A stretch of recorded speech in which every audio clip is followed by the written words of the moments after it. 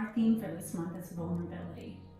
And everything you're describing takes a level of willingness to be vulnerable, especially when you were talking about, your first step, the personal part of it. And you were talking about those looking into the caves or the corners of darkness. So many times, and I know I've done this myself, I just, it's so much easier to turn a blind eye and look at the parts of you that are so light. And it's like, oh, that feels good, I'm gonna go there. Instead of being vulnerable enough to say, you know what?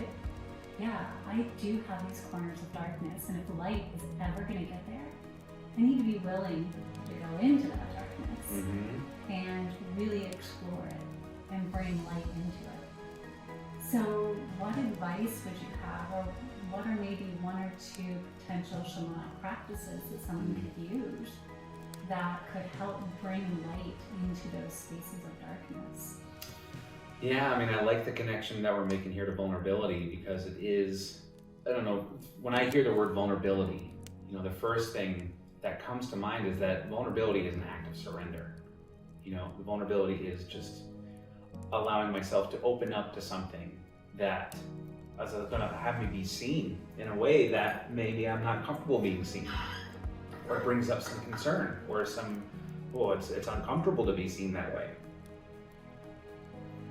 And so that's really kind of the first step of vulnerability is recognizing, like, I got to put the sword down, or the shield down, or both. And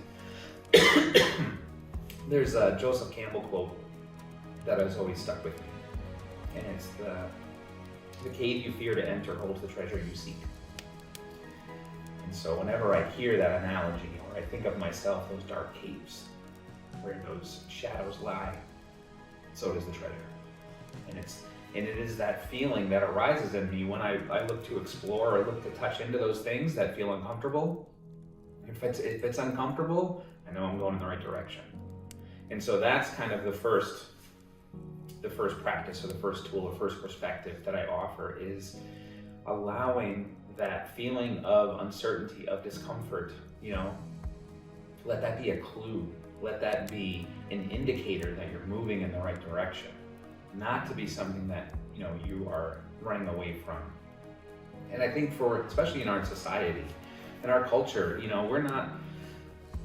one's ever really taught how to navigate uncomfortable situations. We're not taught as a culture that discomfort is okay. It's okay to be uncomfortable. Instead, it's don't feel that. Or go in your room and feel that. Don't bring that out here, Or like toughen up, work through it, grind through it. That's the indications. That's the guidance we're given in this culture. So we learn that if something's uncomfortable, it's wrong, it's bad. That's one of the things I loved about the Vedic culture is we learn there's a very defined difference between discomfort and pain. One is you actually heading toward growth. The other is you understanding that there may be damage occurring, and you need to take a moment to evaluate. Are you truly in pain, or are you just really uncomfortable? And so emotional pain may be making you believe that you are having physical pain. And so you need to really go within, as you're talking about, and be vulnerable and ask yourself, is there growth possible here, or is there damage occurring? Yeah.